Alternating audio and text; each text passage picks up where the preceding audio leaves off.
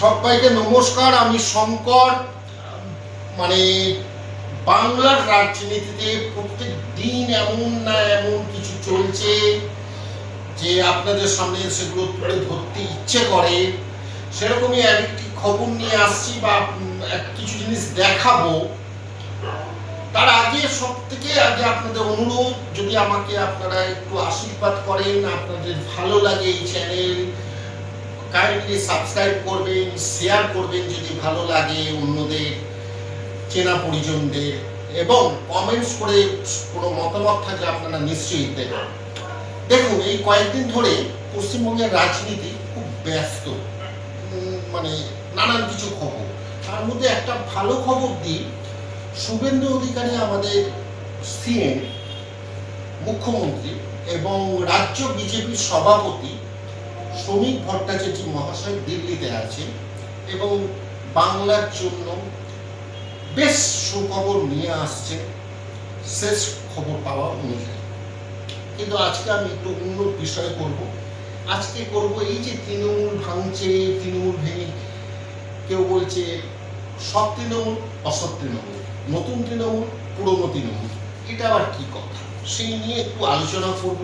আলোচনা শুরু করার আগে একটা ছোট্ট ভিডিও দেখাই, আপনারা দেখুন। এতে একজন তৃণমূল কর্মী তিনি কি বলছেন। তৃণমূল কংগ্রেস এমপির দল না, এমএলএর দল না। তৃণমূল কংগ্রেস যদি কারোর দল হয়ে থাকে, মমতা আর কর্মীরা, বাংলার কর্মীরা এখনো জেগে আছে। মমতার কোনো ভয় নেই, কোনো এমপি এমএলএ আমাদের দরকার নেই। আমরা কর্মীরা 11 সালে সিপিএম এর বিরুদ্ধে লড়াই করেছিলাম। সেদিন ঋতব্রত ভট্টাচার্য ছিল না, সেদিনকে ঋতব্রত ভট্টাচার্য ছিল না, সেদিনকে এরা ছিল না যারা আজকে তৃণমূল কংগ্রেসকে খেয়ে পড়ে আজকে তৃণমূল কংগ্রেসকে ছেড়ে চলে যাচ্ছে। গত 15 বছর ধরে আমরা কি দেখেছি? বিরোধী থাকবে না, বিরোধী শূন্য। যে বিরোধীতে জিতছে তাকেও নিয়ে নেওয়া হচ্ছে। কংগ্রেস থেকে বাইরন বিশ্বাস জিতেছিলেন সাগর দিকে। এই যে বাইরন বিশ্বাস জিতলেন কংগ্রেস থেকে, আমার কেন আপনারাও দেখছেন, বাইরন বিশ্বাস কি নিজের জোরে জিতেছেন? কখনো না। অধীর চৌধুরীর জন্যই কিন্তু বাইরন বিশ্বাস জিতেছেন। এই যে সাগর দিঘি, কংগ্রেস একটি আসন ছিল, সেটাও জোর করে বাইরন বিশ্বাসকে নানান প্রলোভন দেখিয়ে নিয়ে আসা হয় তৃণমূল কংগ্রেসে। এই যে প্রলোভন দেখিয়ে নিয়ে আসা, এটা যে কতটা খারাপ জিনিস সেটা নিশ্চয়ই এখন মনে হয় তৃণমূল বুঝতে পারছে। এবার কোন তৃণমূল বুঝছে সেটা আপনারাও ভালো করে বুঝছেন।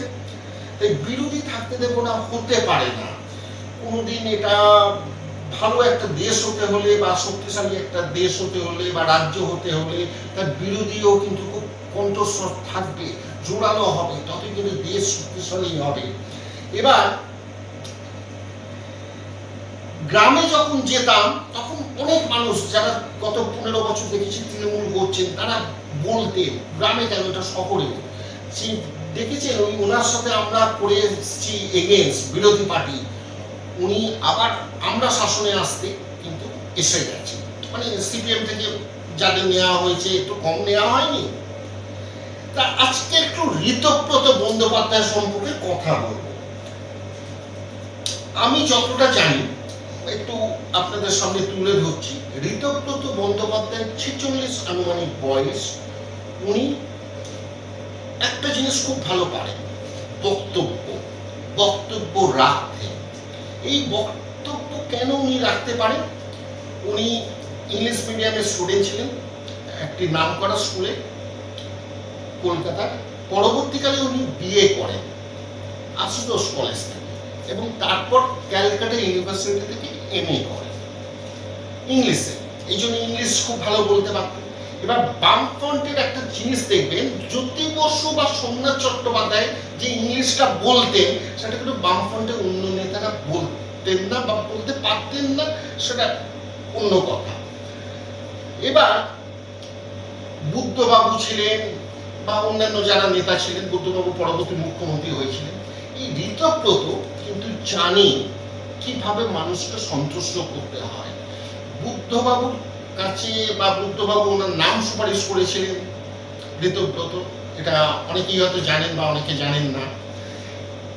আগে কিন্তু বুদ্ধবাবুকে ঋতব্রত বাবা একেবারে ইংলিশ বই গিফট করছেন ঋতব্রত।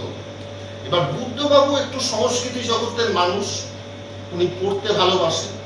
ওনার মনে হয়েছিল, এগুলো আমার ব্যক্তিগত ধারণা, ঘটনার দিকে পর্যালোচনা করে, যে এই ঋতব্রত খুব ভালো পাণ্ডিত্য আছে, উনি মাথা ঘামান।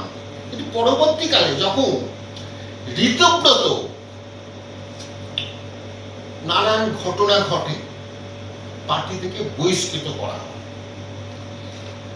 আর তৃণমূল শাসনে আছে, শাসক পার্টি, বিরোধী থেকে কেউ এক্সপেল হলে তৃণমূল নিতে খুব ভালোবাসে। বাবা সে ভালোবাসা আর বলার না। এবার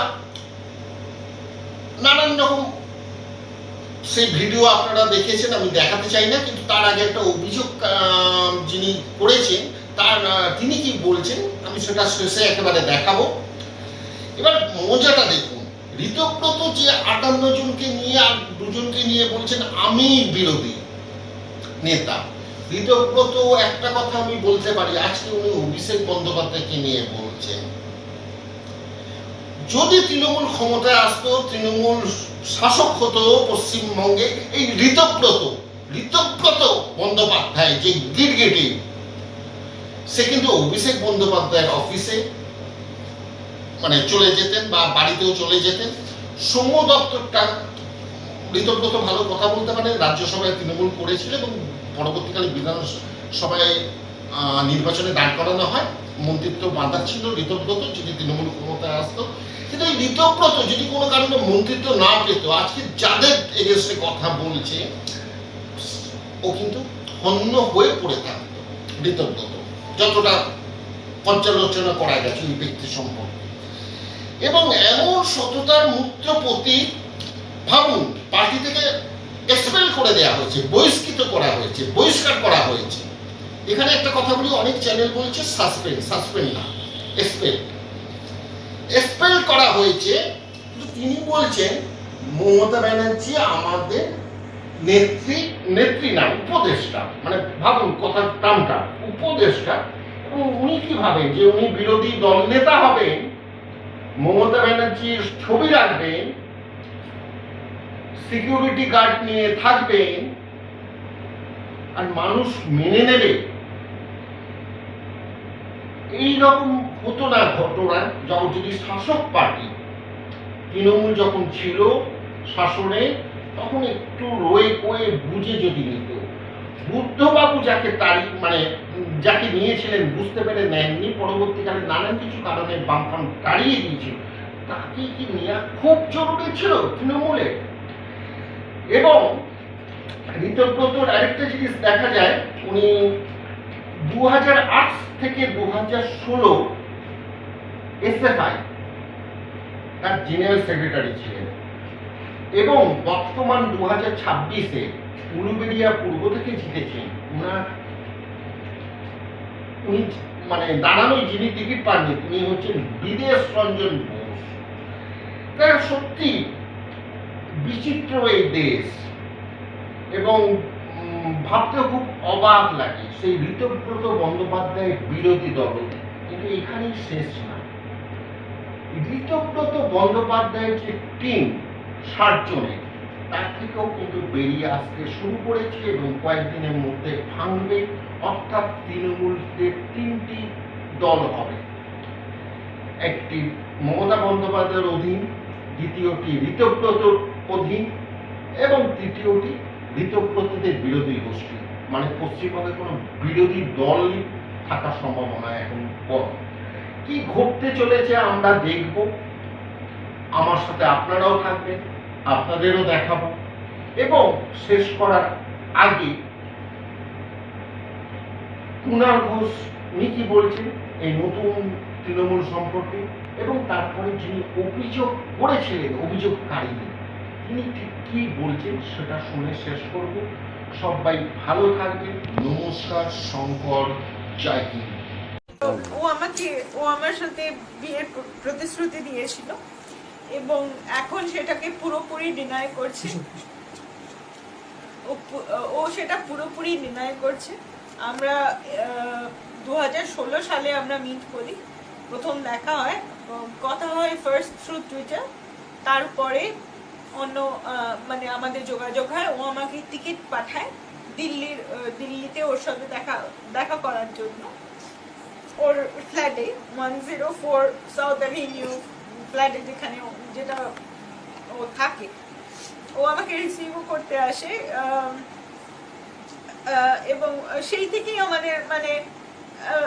আমাদের ফিজিক্যাল রিলেশনশিপটা মানে তখন স্টার্ট হয় অ্যাট দ্যাট টাইম। এবং ওর যে আরেকটা গার্লফ্রেন্ড আছে, এই যে দুর্বা সেন বলে, আমার সেটা জানা ছিল না। আমি শুধু জানতাম যে ওর ডিভোর্স কেসটা চলছে।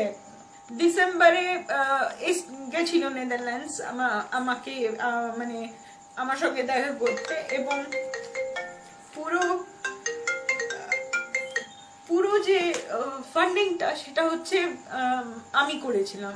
এবং যে অ্যাপল ওয়াচটা নিয়ে এত কন্ট্রোভার্সি চলছে, সেই অ্যাপল ওয়াচটাও আমার গিফট করা। আমাকে ও ইউজ করেছে। তারপরে প্রতিদিনই সে আমায় বিয়ে করছে, প্রতিদিনে আমাকে বিয়ের প্রতিশ্রুতি দিচ্ছে। ও আমাকে 2.5 লাখ রুপিস আমার অ্যাকাউন্টে এই 2 দিন আগে ও ট্রান্সফার করেছে as a compensation for having a physical relationship with him. হ্যাঁ, লাইক আমি হচ্ছে একটা প্রস্টিটিউট, আমাকে ওই টাকা দিলে আমি ওটা আমার সব চুকে গেল আর কি, ওর সাথে আর কোনো রিলেশনশিপ থাকবে না। এর মধ্যে আবার দুর্বা সেনও আমাকে একবার ফোন করে বলেছিল যে হচ্ছে তুমি যদি ঋতব্রতকে না ছেড়ে দাও তাহলে আমার তৃণমূলের সব বড় বড় লিডারদের সঙ্গে আমার পরিচয় আছে, তোমাকে রেপ করিয়ে দেবো বা খুন করিয়ে দেবো, এসব আমাকে বলে।